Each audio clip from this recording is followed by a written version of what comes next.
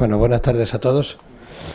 Lamento mucho, en este caso ser yo el que os dé la bienvenida a este nuestro colegio, pero es que el presidente, el doctor Alcañiz, se ha puesto totalmente indispuesto, como diría, como un niño. Yo soy pediatra y tiene una gastroenteritis aguda y no puede estar aquí.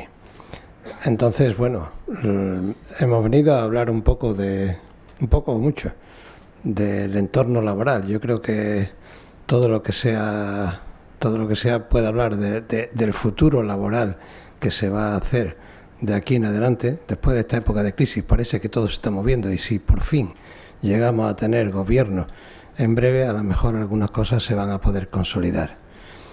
Pero por el momento nos vamos a conformar con que el señor don Joaquín Nieto Sáez, director de la Organización Internacional del Trabajo, con una amplia y dilatada experiencia en estos menesteres, pues, y que va a presentar nuestro compañero Julio Moreno, pues nos va a hablar nos va a dar una conferencia. Después de esto tendremos una mesa redonda sobre todo lo que es el entorno laboral, sobre el futuro del trabajo y las profesiones de la salud.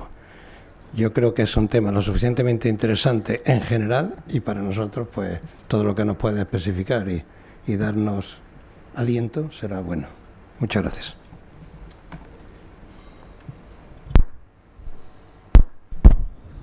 Buenas tardes, bienvenidos. Bueno, me congratulo de presentar a don Joaquín Nieto Sáez desde la Unión Profesional Sanitaria de Sevilla, que engloba a los colegios sanitarios de Sevilla y provincia, y por mi relación también con organismos internacionales como es la Organización Mundial de la Salud. Voy a utilizar un breve espacio de tiempo para presentar la calidad de nuestro distinguido conferenciante y hacer una muy breve introducción al tema de la conferencia. Don Joaquín Nieto Sáez es actualmente el director de la OIT en España, con una dilatada experiencia en el mundo laboral, copresidente del Consejo Rector de la Cátedra Trabajo, Ambiente y Salud de la Universidad Politécnica de Madrid, coordinador del Comité Asesor Técnico-Científico del Proyecto Rivas Ecópolis, miembro del Think Tank Innovación sobre Energía, creado por el Club Español de la Energía, y del Grupo de Trabajo sobre Políticas Energéticas Sostenibles, y patrono de honor de la Fundación Más Árboles. Nació en Mendaía, Navarra, en 1956, ha sido secretario confederal de Medio Ambiente y Salud Laboral de Comisiones Obreras desde el 91 hasta el 2008 y cofundador y presidente del Instituto Sindical de Trabajo, Ambiente y Salud. Este puesto sirvió durante más de una década como base para desarrollar intensas actividades a nivel nacional e internacional para la protección del medio ambiente y el desarrollo sostenible. Vicepresidente de la Comisión Nacional de Salud y Seguridad en el Trabajo, presidente de la Fundación para la Prevención de Riesgos Laborales, consejero en el Consejo Asesor de Medio Ambiente, el Consejo Nacional de Bosques, el Consejo Nacional del Clima y el Consejo Nacional del Agua. Año tras año estuvo entre las voces más consistentes del mundo sindical luchando por conseguir un cambio en la Comisión de la ONU para el Desarrollo Sostenible, el Convenio Marco de la ONU sobre Cambio Climático, el Programa de las Naciones Unidas para el Medio Ambiente, miembro del Foro Consultivo de Medio Ambiente de la Unión Europea y representante de los trabajadores en la Comisión de Desarrollo Sostenible de Naciones Unidas, en el Programa de Medio Ambiente de Naciones Unidas y en las conferencias internacionales sobre cambio climático de varias ciudades del mundo: Kioto, Buenos Aires, Bonn, Marrakech, Nueva Delhi, Montreal, Nairobi, Bali y otras más. Fundó y dirigió Daphnia, una publicación sobre producción limpia. Ha tenido un papel fundamental en el desarrollo de las campañas para la reducción del riesgo tóxico y es una figura central en temas de salud y seguridad en el trabajo de España. En este terreno estimuló la celebración del 28 de abril y logró así que España fuese el segundo país, después de Canadá, que lo declarase. Premio Vía Apia, otorgado por la Asociación de Periodistas de Información Ambiental a la trayectoria personal en defensa de la tierra 2002. Editorialista y colaborador de diversos medios como la revista Energías Renovables, el semanario Escuela, la edición española del World Watch y Radio Rioja Cadena Ser, además de la presidencia de la Fundación Sustenlabur. No podía de otra manera comentarles el tema, pues para saber que evidentemente su presencia dignifica a este colegio. Como introducción a la conferencia, unas pequeñas líneas. Todos sabemos que el trabajo ocupa un lugar fundamental en nuestras vidas, nos da un sentido de propósito e identidad y nos permite obtener ingresos para satisfacer nuestras necesidades materiales. El trabajo es uno de los principales mecanismos que usamos para relacionarnos con los demás. Se trata a la vez de una responsabilidad individual y de una actividad social que a menudo requiere la colaboración en el seno de un equipo. Puede ser fuente de dignidad y de satisfacción, pero también puede ser fuente de explotación y frustración. Para las familias y las comunidades, el hecho de disponer de un trabajo decente es un elemento fundamental para la estabilidad y el progreso social. El mundo del trabajo presenta una enorme diversidad, pero uno de los elementos que se repite en la experiencia de los hombres y mujeres de todo el mundo es la simple realidad del trabajo para vivir. Una de las primeras preguntas que formulamos para informarnos cuando nos encontramos con un extraño es ¿a qué te dedicas? Supone un punto de referencia compartido que nos permite conocernos unos a otros. Pero ¿cuáles son, pues, las fuerzas que están transformando el mundo del trabajo y del cual don Joaquín pues, hará expresión de ellas? El cambio demográfico, la sostenibilidad medioambiental, el progreso tecnológico, los perfiles de la pobreza y la prosperidad, el aumento de la desigualdad, la evolución de la producción y el empleo. Joaquín Nieto dice no tener una receta para cambiar el mundo. Esto ya lo dijo en alguna conferencia que estuvo dando. Pero escuchándole hablar te das cuenta de que al menos sí sabe elegir algunos ingredientes imprescindibles para hacer del mundo del trabajo algo más digerible. Podríamos decir que su principal virtud es aplicar el sentido común, que le hace pensar que así no podemos seguir, que es necesario un cambio radical para adecuar el trabajo y a los trabajadores que tenemos. Como pieza fundamental, deberíamos renovar nuestras conciencias en pro de un futuro posible y sostenible, y en eso Joaquín nos va a ilustrar. Cuando quieras. Muchísimas gracias.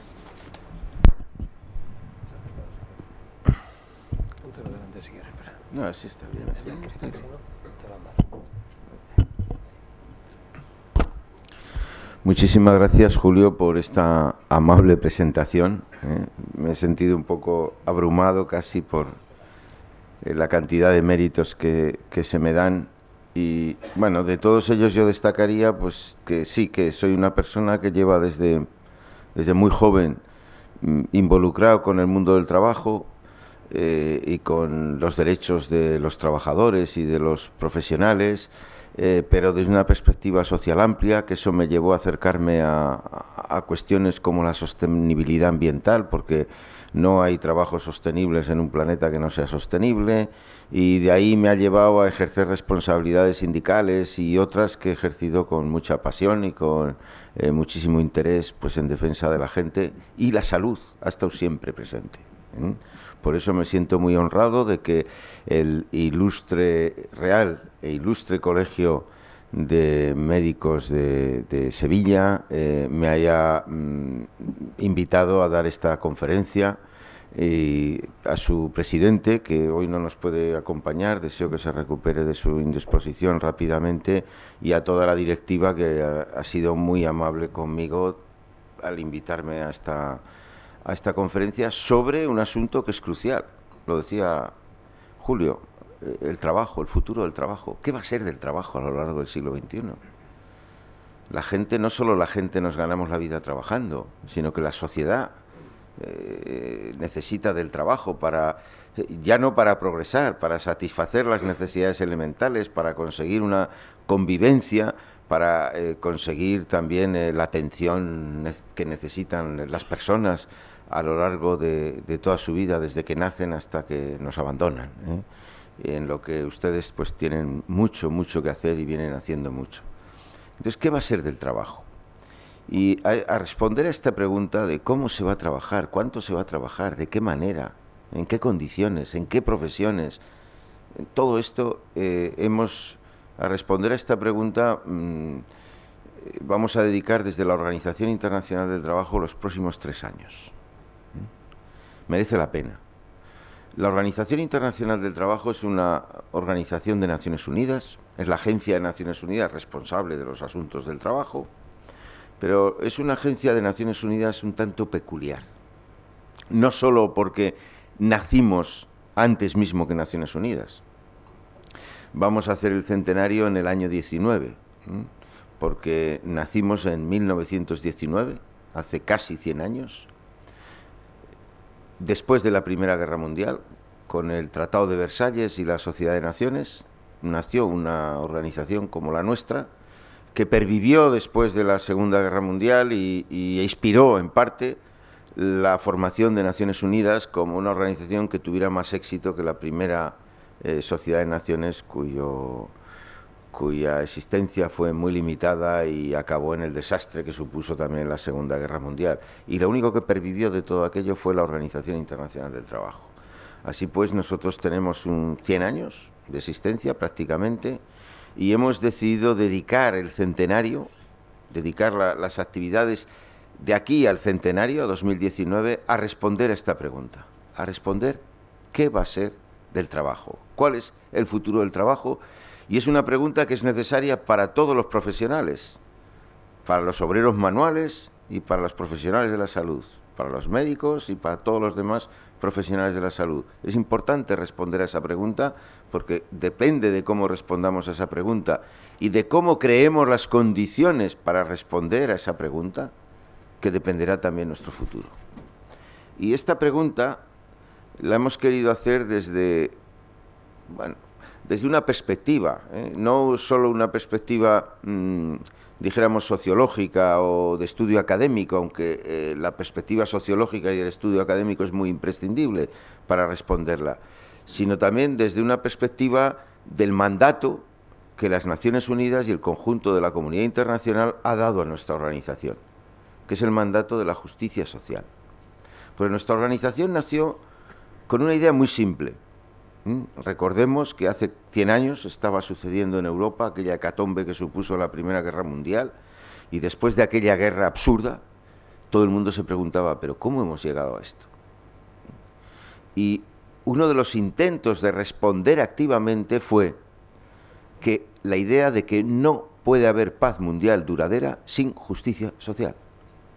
Y de esa idea, que no hay paz duradera sin justicia social, viene la Organización Internacional del Trabajo, porque se consideraba que las malas condiciones de trabajo, las injusticias en el trabajo, eran una de las causas principales de injusticia social y una de las causas principales de descontento y, por lo tanto, una de las causas principales de desequilibrio social. Y que era necesario resolver este asunto de las injusticias en el trabajo para poder tener una sociedad inclusiva o una sociedad donde fuera posible la convivencia. Y que, por lo tanto, era necesario articular, elaborar unas normas mínimas del trabajo válidas para todo el mundo, válidas para todos los países, porque se consideraba que si un país no las cumple, pone en riesgo las posibilidades de que otros países puedan cumplirlas.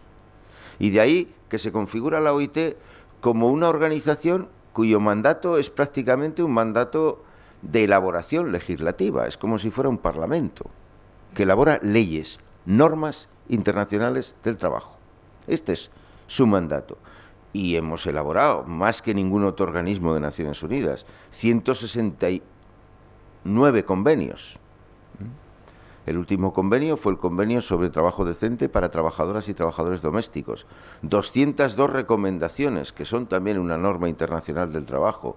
6 declaraciones, entre ellas una declaración muy importante, que es la Declaración sobre Principios y Derechos Fundamentales del Trabajo. Numerosos protocolos, entre ellos el último protocolo es sobre el trabajo forzoso, para eliminar el trabajo forzoso en el mundo, 21 millones de personas en el mundo trabajan en condiciones de trabajo forzoso, 150 años después de haberse abolido la esclavitud. O sea ya digo, el mandato es inmenso y las leyes que hemos elaborado, ahí están, ahí están. La característica peculiar en la elaboración de estas leyes y en la configuración de la OIT dentro de Naciones Unidas es que mientras que los demás organismos de Naciones Unidas, las demás agencias, son todas compuestas única y exclusivamente por los gobiernos, en el caso de la OIT, y siendo una organización legislativa, un parlamento, en el caso de la OIT, es el gobierno y la sociedad civil. La OIT tiene 187 miembros, prácticamente casi todos los miembros de Naciones Unidas. Hay 194 en Naciones Unidas, 187 son miembros de la OIT. Por ejemplo, no está Andorra. Hay algunos países así que no están. Estarán, pero bueno. Y los 187 países tienen representación a través de sus gobiernos. Pero también hay representación de la sociedad civil. ¿Cuál es la sociedad civil hablando del trabajo? Los empleadores y los trabajadores. Por lo tanto, los empleadores tienen su presencia en la OIT y los trabajadores tienen su presencia en la OIT. En la misma medida que los gobiernos. La mitad de la representación está formada por los gobiernos y la otra mitad por la sociedad civil. No es una presencia, dijéramos, consultiva o de observadores. No, es una presencia ejecutiva que vota y decide al mismo nivel y vota y decide leyes internacionales.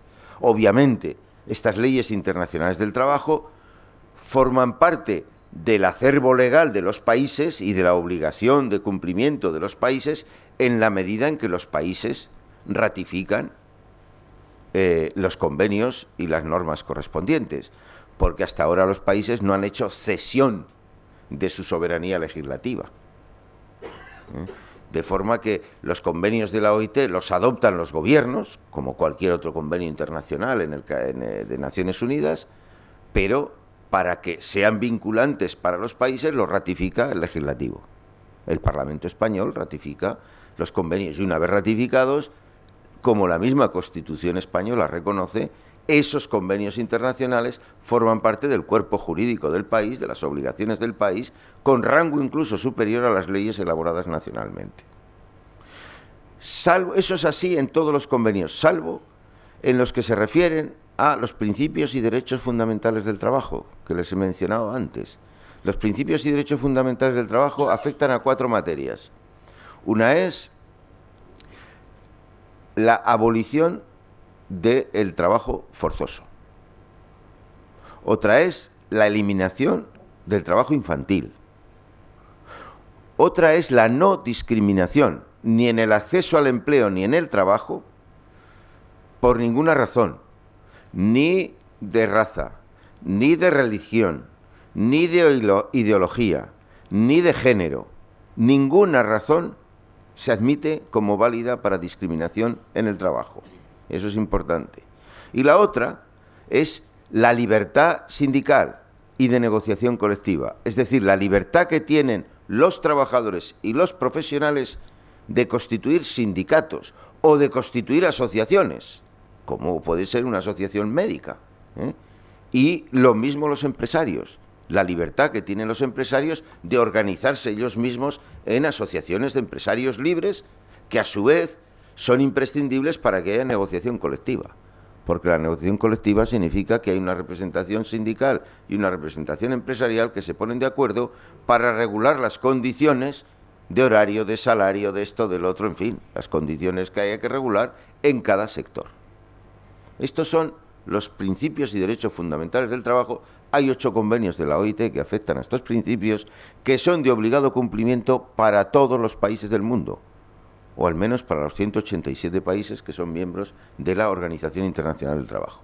En el caso de España no es problema, porque España tiene ratificados los 8 convenios de la OIT, de hecho es el país que tiene ratificados más convenios de todos los países, junto con Francia y algún otro, pero es un tema importante en muchos otros países, incluido, por ejemplo, Estados Unidos, que no tiene ratificados algunos de estos convenios, pero sí tiene las obligaciones derivadas de estos principios y derechos fundamentales del trabajo. Principios y derechos fundamentales del trabajo que son también considerados o contemplados en las directrices de Naciones Unidas sobre empresas y derechos humanos, lo que implica no solo una obligación para los Estados, sino también una obligación para el comportamiento de las empresas.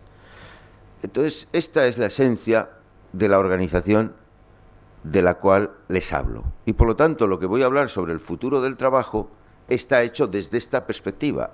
Hay muchas perspectivas de las que se puede hablar del futuro del trabajo, pero nuestra perspectiva es una perspectiva de justicia social, que es la clave que dio lugar, el sentido que dio y sigue dando lugar a nuestra organización.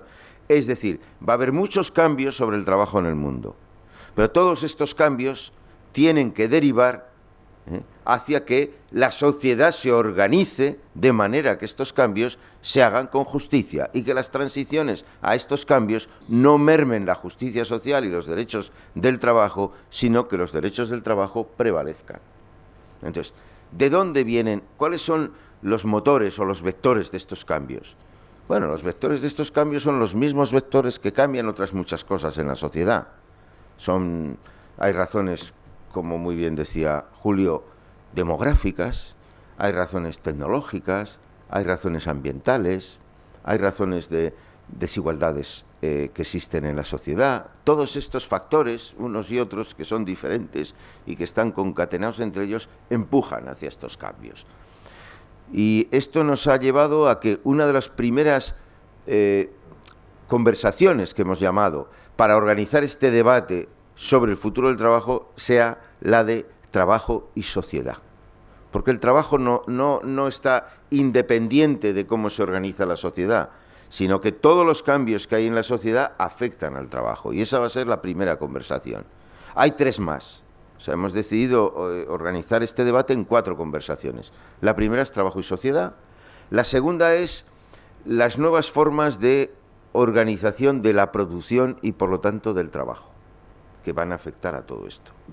La tercera es sobre el trabajo decente para todos. Y la cuarta es sobre lo que se viene a llamar la gobernanza del trabajo. O sea, cómo todo esto se va a organizar socialmente. Tiene que ver con las administraciones laborales, con las organizaciones empresariales, con las organizaciones sindicales, con la negociación colectiva. Es decir, cómo todos estos cambios se gobiernan y qué modificaciones va a haber también en lo que es la gobernanza del trabajo. Pues les voy a hacer una breve pincelada sobre cada una de estas 4 conversaciones, deteniéndome en algunos de los aspectos que tienen más influencia en las profesiones sanitarias y en la profesión médica, para que veamos cómo esto también afecta al conjunto de sectores. Y hablemos, por lo tanto, de trabajo y sociedad. Primero habría que hablar de trabajo y personas, porque el trabajo es crucial en la vida de las personas. Como se comentaba antes, el trabajo primero es imprescindible para ganarte la vida. Después, el trabajo es una forma, de ganarte la vida bien o no tan bien, depende de las condiciones, de si estás en trabajo decente o no. Es una forma de relación social o de aislamiento. Es una forma de realización personal o de aislamiento o de sufrimiento o de enfermedad o de accidente. Es una forma, pero en cualquier caso hay que tener en cuenta que el trabajo lo realizan personas y que en el centro del trabajo están las personas.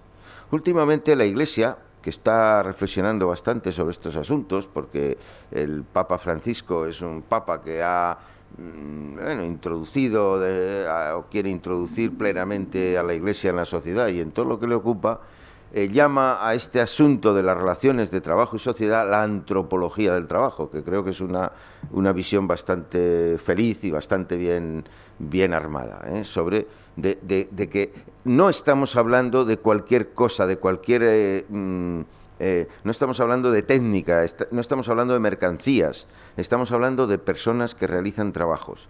Y por lo tanto el trabajo, además de ser un bien y una actividad económica y una mercancía y hay un mercado de trabajo, no es solo eso. Idea que conecta bastante con la idea de la OIT en la Declaración de Filadelfia. La OIT, después de la Segunda Guerra Mundial, realiza una importante reunión en Filadelfia en la que hace una especie de refundación y una especie de reforma constitucional, ampliándolo al mundo que se abría después de la Segunda Guerra Mundial. Tal vez en 2019, después de este debate, hagamos una tercera reforma como la que supuso la Declaración de Filadelfia. Lo que las personas expertas en estos asuntos del mundo del trabajo recuerdan más de la Declaración de Filadelfia es la afirmación de que el trabajo no es una mercancía. Es decir, el trabajo no es algo que se pueda coger y desechar de la misma manera que se puede coger y desechar, comprar y desechar cualquier mercancía, sino que en la medida en que son personas las que realizan el trabajo, y esas personas están sujetas a derecho, el trabajo no puede ser tratado como si fuera una mercancía, sino que es tratado como una actividad relacionada por personas que son sujetas a derecho, que es el derecho del trabajo. Pero bueno, pasando sobre este asunto de las personas y el trabajo, quedaría mucho camino a recorrer, porque de hecho la conformación moderna de ciudadanía tiene que ver con el trabajo. Eso ya está en Rousseau, está incluso antes de Rousseau en Locke, en Fichte, o sea que son ideas que se fueron conformando en la sociedad en los albores, en los primeros albores de la Revolución Industrial, antes incluso de la Revolución Francesa. O sea que la idea de trabajo, personas y sociedad es una idea bastante compacta que explica el mundo moderno. Pero, habiendo dejado este apunte, voy a entrar en los otros aspectos de trabajo y sociedad y las tendencias. La primera de las tendencias en la que me gustaría detenerme, porque además a ustedes les afecta mucho, es las tendencias demográficas. La demografía y la evolución demográfica tiene un impacto enorme en el trabajo. Impacto desde cualquier perspectiva que la veamos, desde los nacimientos hasta la muerte. El nacimiento.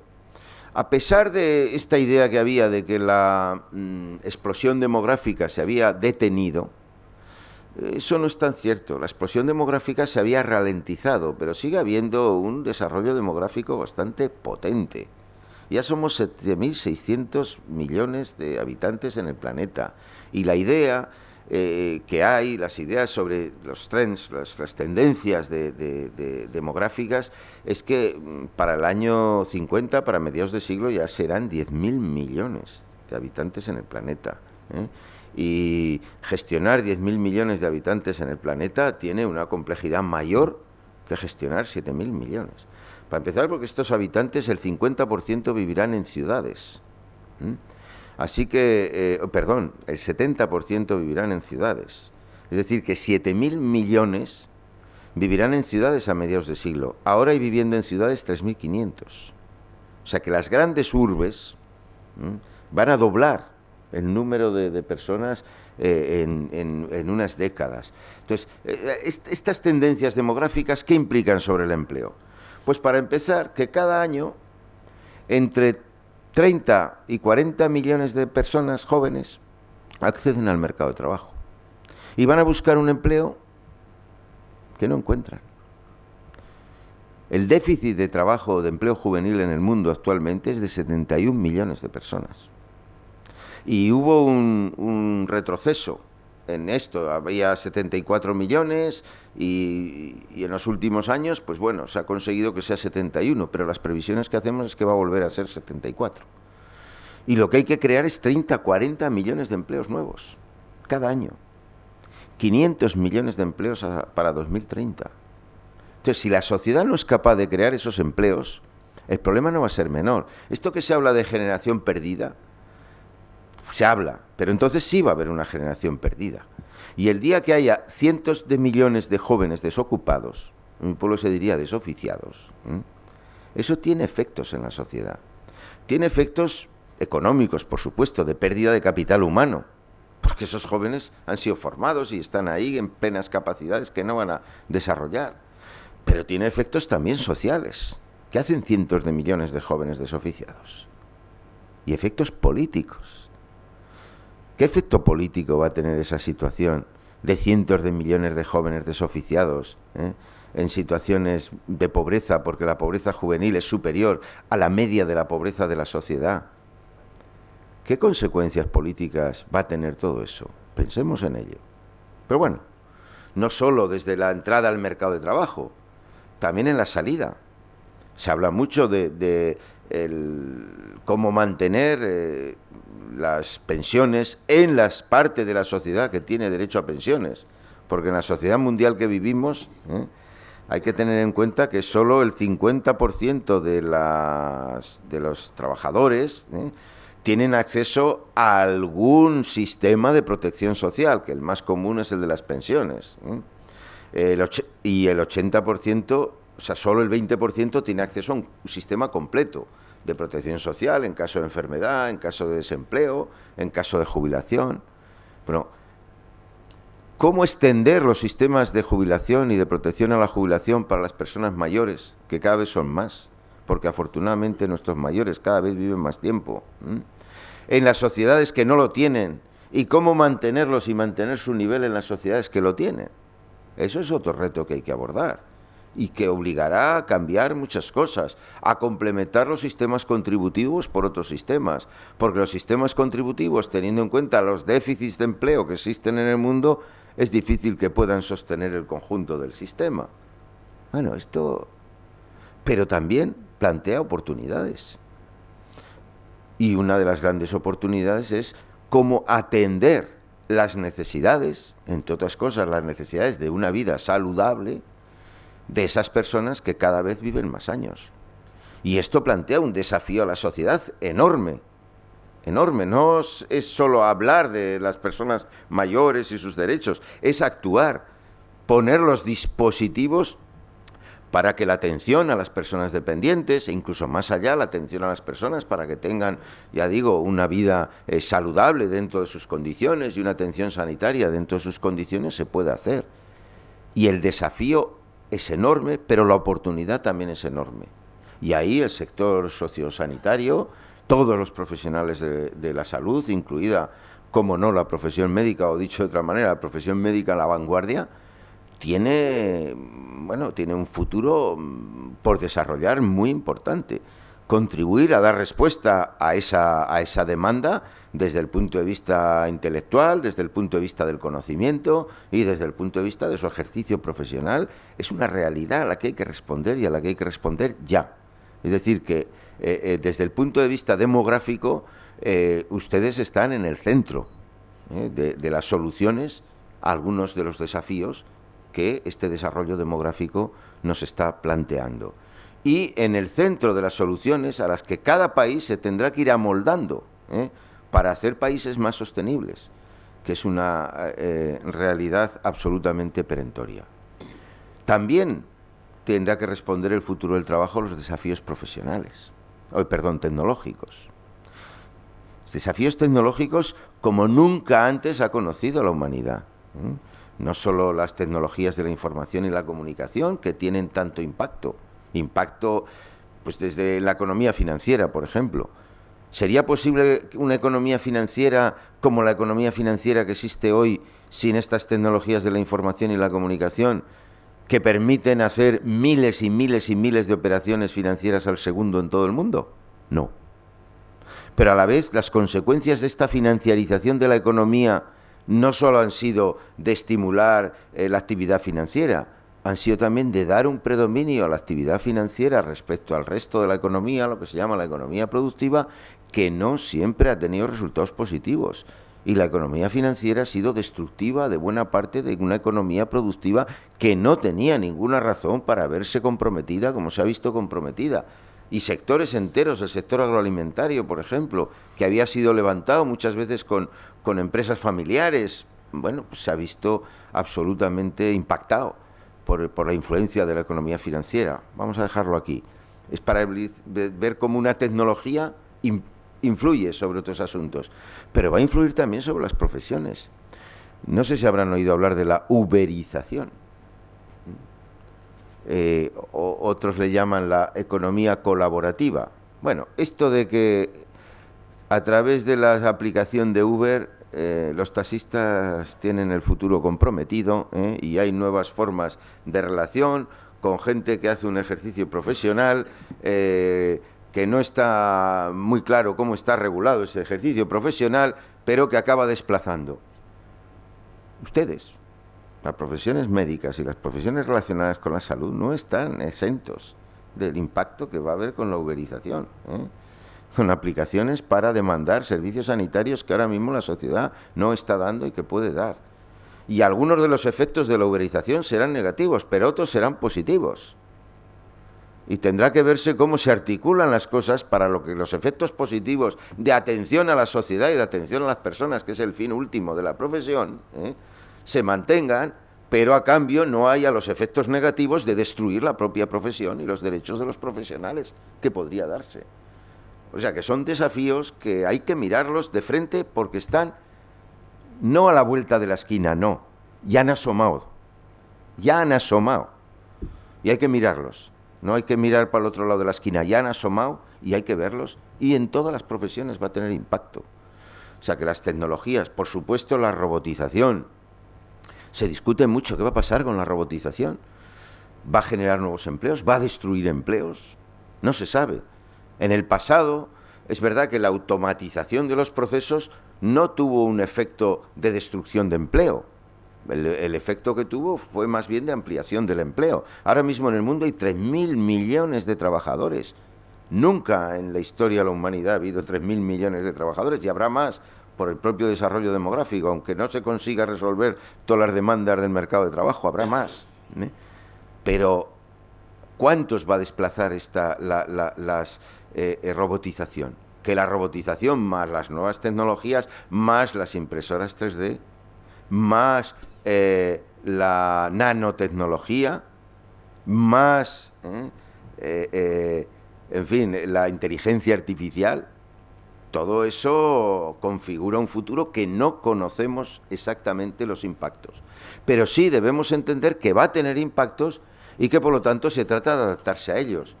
Y muchos de esos impactos serán positivos, positivísimos para la función. En la profesión médica se conocen y desde hace mucho tiempo.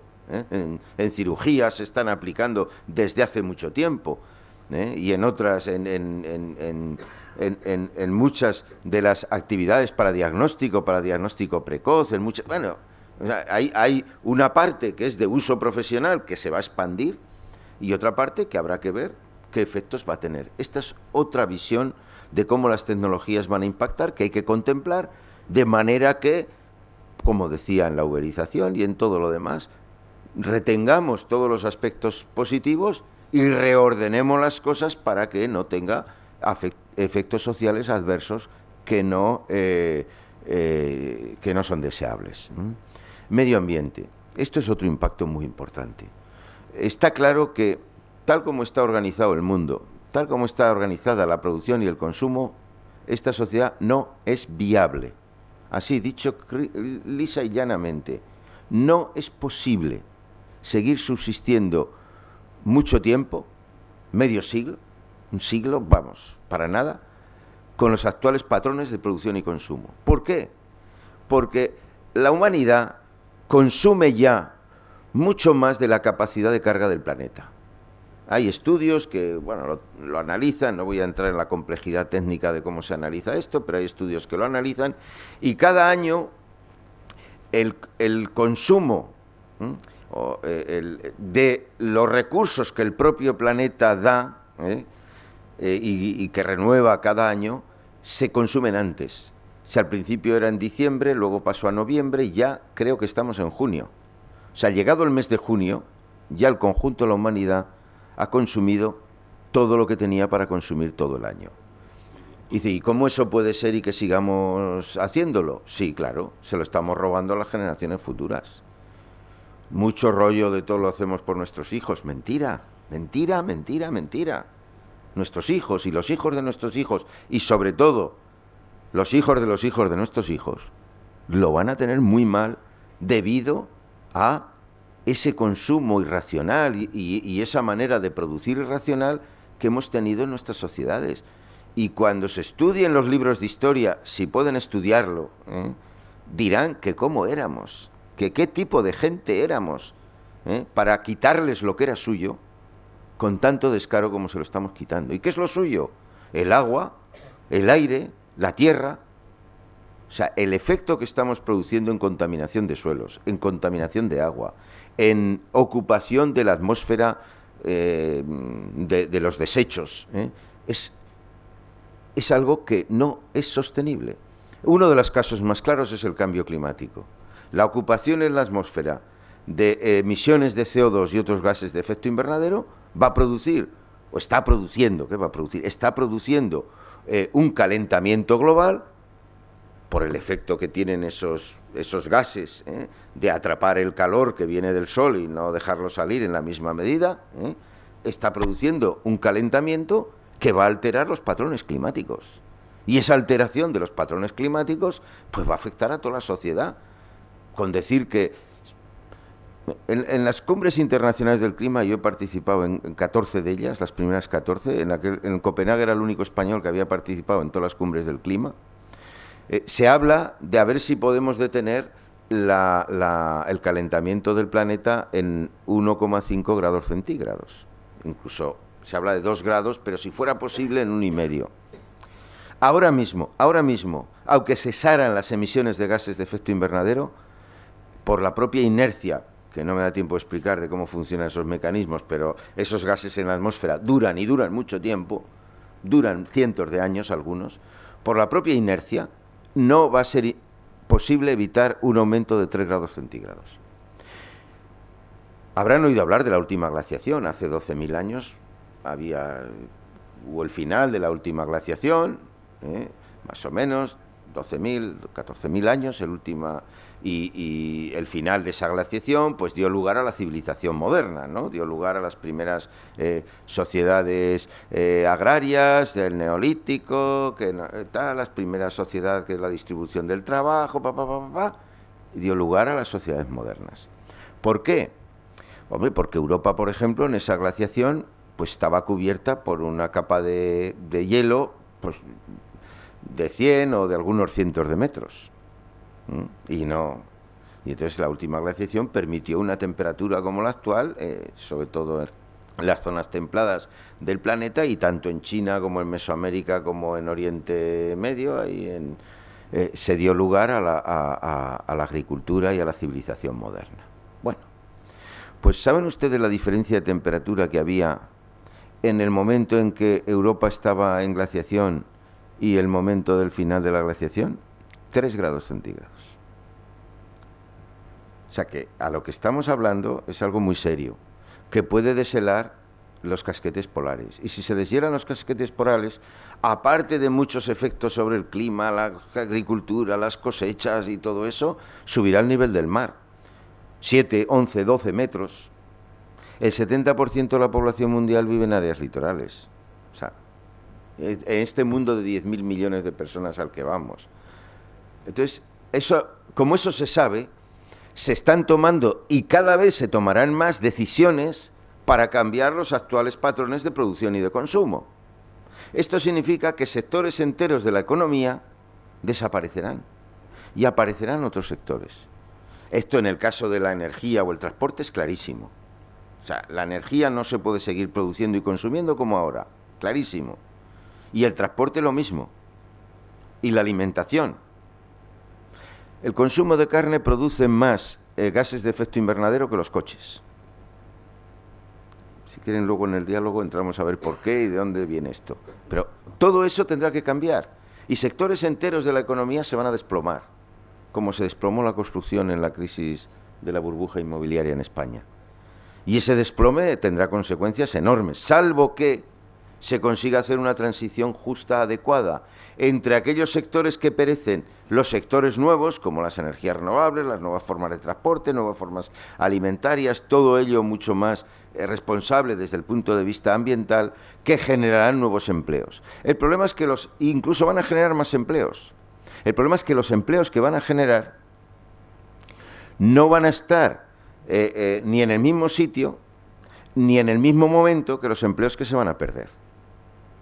Y esto genera disfunciones, y estas disfunciones y estos desequilibrios hay que gestionarlos adecuadamente con lo que se llama transición justa. Pero para eso hay que entender los problemas y anticiparse a ellos. De ahí el debate sobre el futuro del trabajo. Interviene también la desigualdad.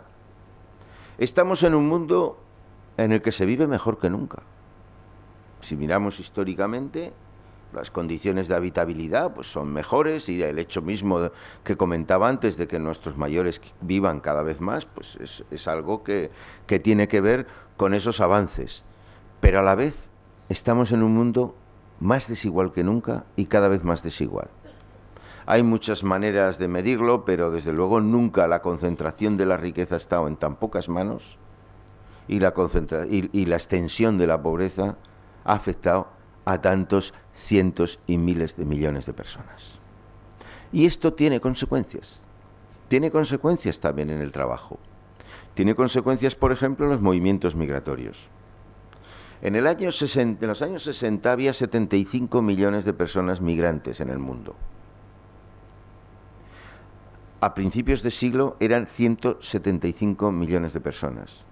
Hoy son 235 millones de personas, de los cuales 59 millones son refugiados o aspirantes a refugiados y exiliados, es decir, que se mueven por razones de guerra o de violencia en sus países. 59 millones, no los 6 millones o los 5 millones que planean de problema en Europa en la última crisis de refugiados, ¿no? Sino 10 veces más. Otra cosa es que lo visible para nosotros es la última crisis de refugiados que estamos viviendo en Europa y en España.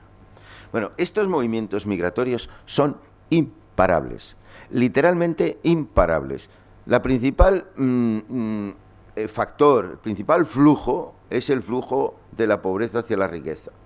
De países donde hay pobreza y las perspectivas de futuro son más inciertas, hacia países donde hay, igual individualmente no consiguen más riqueza, pero hay más oportunidades, ¿eh? Y las oportunidades son un atractor enorme, imparable para las migraciones. Y este fenómeno los países no lo están abordando adecuadamente desde la perspectiva de Naciones Unidas.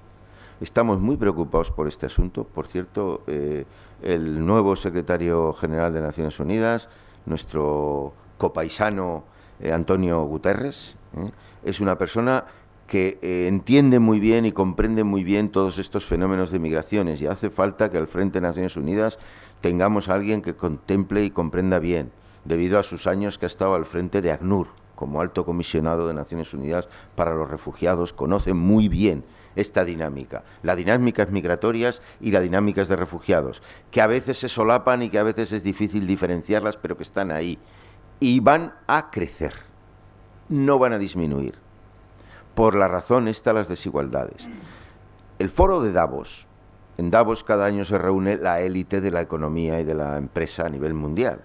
Pues el foro de Davos de hace 2 años encargó un estudio sobre cuáles eran los riesgos principales para la economía en el mundo. O sea, la gente que dirige las empresas, la gente del dinero, pues se preocupa de su dinero y estaba pensando a ver cuáles son los riesgos que tenemos, los que manejamos el dinero en el mundo y las decisiones económicas en el mundo. Hicieron el estudio y el resultado del estudio es que el principal riesgo para la economía a nivel mundial era la desigualdad. En el foro de Davos. Y claro, una de las manifestaciones, ¿por qué la desigualdad? Aquí lo estamos hablando, una de las manifestaciones de esta desigualdad son los flujos migratorios. De 235 millones se pasará a 500 millones. Y no hay forma, no hay políticas de fronteras que pueda retener esto. Y uno de los sectores profesionales que están más afectados por las migraciones laborales es precisamente el sector sanitario. Y en el sector sanitario es un problema real en el mundo que se viene tratando desde hace decenios, aunque solo después del año 2000, a inicios de este siglo, se han ido tomando decisiones cada vez más responsables, tanto en la Organización Mundial de la Salud como en la propia Organización Internacional del Trabajo. ¿Por qué? La razón de la migración tiene que ver con la desigualdad y tiene que ver con otro factor, que es la carencia de profesionales sanitarios. Si mezclamos desigualdad y carencia de profesionales sanitarios, ya tenemos el cóctel perfecto para que este problema se dé y no se esté encontrando una solución adecuada. Bueno, se están poniendo medidas, hay códigos que se han aprobado en la OMS en 2010.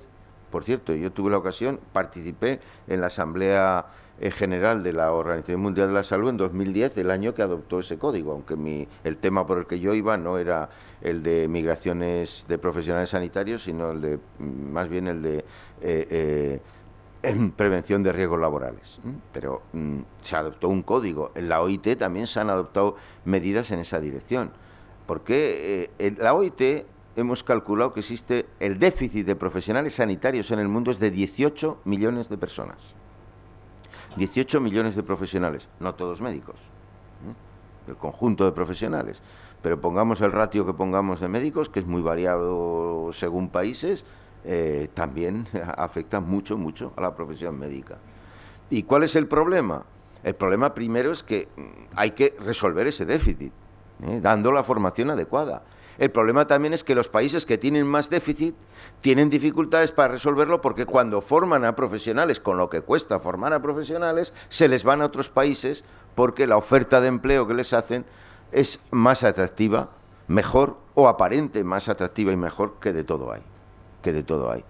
Y en países como Filipinas o como Sudáfrica ha sido un problema tremendo. El propio Mandela tuvo que dar un puñetazo encima de la mesa y decirle al Reino Unido que basta ya de robarnos profesionales de la salud.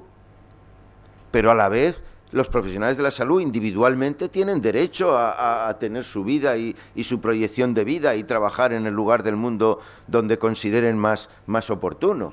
O sea, que se dan estas circunstancias y todas ellas hay que comprenderlas y contemplarlas para dar satisfacción. Pues bien, este asunto creo que lejos de estar en resolución, creo que se puede agravar en el futuro, por lo que hablábamos antes, porque la demanda de profesionales sanitarios, teniendo en cuenta las tendencias demográficas, no va a decrecer, va a aumentar. Y este aumento va a ser en todos los países. Es verdad que en los países, dijéramos, industrializados, a lo que se está asistiendo es a una especie de invierno demográfico, donde el problema es falta de gente joven y mucha gente mayor que tiene más necesidades sociosanitarias, pero también los países donde la demografía apunta hacia gente joven tiene otro tipo de necesidades. Entonces, este es un asunto que tendrá que abordarse y que invito a los profesionales a que lo abordéis adecuadamente. ¿Cuánto tiempo me queda? Unos 10 minutos. Muy bien, muchas gracias. Entonces, aquí hemos visto cómo esto que llamamos la primera conversación, la de trabajo y sociedad, es necesario abordarla con amplitud. Y eso no lo podemos hacer solo la Organización del Trabajo, obviamente, porque nosotros no somos expertos demográficos, nosotros no tenemos el conocimiento tecnológico, tenemos lo que hay que tener, pero el conocimiento tecnológico está en otros sitios. No somos una organización experta en medio ambiente. Sí que entendemos sobre las desigualdades, pero no somos la única entidad, ni en el seno de Naciones Unidas, ni en la sociedad dedicada a los temas de desigualdades, pero sí que podemos ser la entidad y, por lo tanto, organizar el debate que haga confluir todos estos cambios en el devenir del trabajo. Pero claro, luego el devenir del trabajo, cómo estos cambios afectan a cuestiones como la propia organización del trabajo. Claro, la globalización, que es el principal cambio que se ha producido en los últimos 20 años, ha dado lugar a una forma de organización del trabajo distinta, mucho más fragmentada. Y de ahí que conozcamos lo que se ha venido a llamar las cadenas de valor internacionales. En España tenemos un ejemplo paradigmático, Inditex. Tenemos una compañía pionera en el mundo, un éxito en el mundo total, pero cuya cadena de producción está en 20, 30 países del mundo. Y todo lo que se hace, todo lo que se vende, no solo producido por Inditex, sino por H&M, por Mango, por Gap, por todas las marcas del mundo, todo lo que se vende en las principales ciudades y en las principales avenidas de la moda del mundo, se fabrica en esas condiciones de cadenas de valor. Y en esas condiciones de cadenas de valor, claro, hay muchos asuntos a resolver.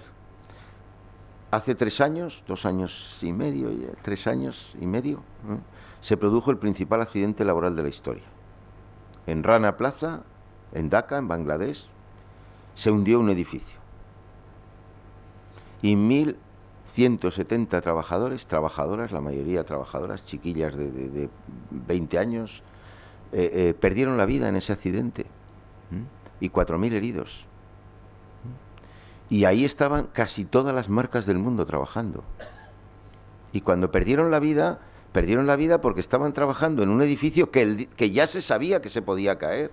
Claro, esos edificios, pues se había construido, me parece, para 6 plantas, pero tenía 9. Y claro, se había construido, pues yo qué sé, como almacén, vete a saber. Y había un montón de empresas textiles que utilizan máquinas que tienen sus vibraciones, que tienen su riesgo de incendios, y había habido grietas en el edificio. Y tenían miedo de que se cayera, y a la mañana de aquel día 24 de mayo, pues muchas de las trabajadoras no querían entrar a trabajar, pero era final de mes, y les dijeron, bueno, la que no entre no cobra el mes. Ganaban $29 al mes. Entraron a trabajar, la gran mayoría, y ahí se quedaron buena parte de ellas. Bueno, y estaban las principales marcas del mundo ahí, claro, esto es un desafío. No tenían ni siquiera el seguro de caso de accidente. Tuvieron que hacer luego, como quien dice, una colecta que costó lo suyo 3 años, que juntaran los $30 millones que tenían que juntar para pagar a las víctimas. 3 años fueron necesarios para que compañías cuyos directores generales ganan lo que ganan, juntaran 30 millones para poder pagar a las víctimas. Bueno, ahí se pagó las víctimas, pero ¿qué pasa con los Rana Plaza que se producen cada semana en el mundo? Donde hay millones de trabajadores que no tienen un seguro de accidente. ¿Cómo eso se organiza? O sea, ya sabemos cómo se organiza la producción. Ahora hay que ver cómo se organizan los derechos que acompañan a los trabajadores de esa manera de producir. Claro, en el mundo hay 200 millones de trabajadores desempleados y a la vez hay casi 200 millones de niños trabajando. ¿Tiene algo que ver? Por supuesto. En España no. En España no hay ni 500 ni 50 niños habrá trabajando y sin embargo hay casi 5 millones de desempleados.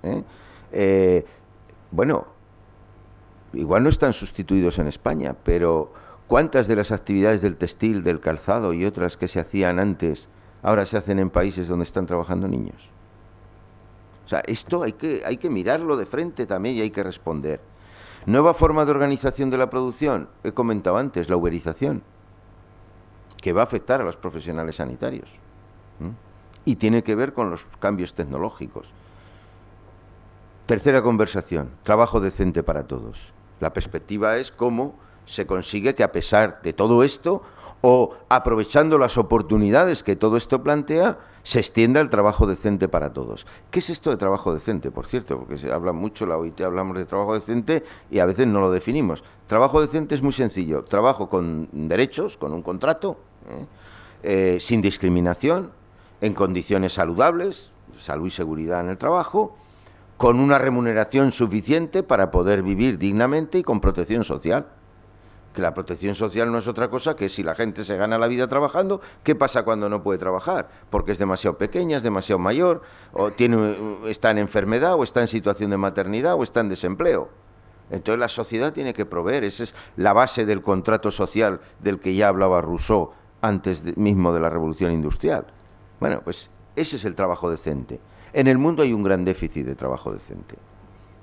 Y tenemos que resolver a la vez mantener el trabajo decente para el que lo tiene y cubrir los déficits de trabajo decente que existen en el mundo. Ya he dicho que hay 168 millones de niñas y niños trabajando, 21 millones de niños de personas en trabajo forzoso, 60% de los trabajadores del mundo no tienen contrato, están trabajando de manera informal, el 80%, ya he dicho antes, no tienen acceso a un sistema de protección social completo para atender esas.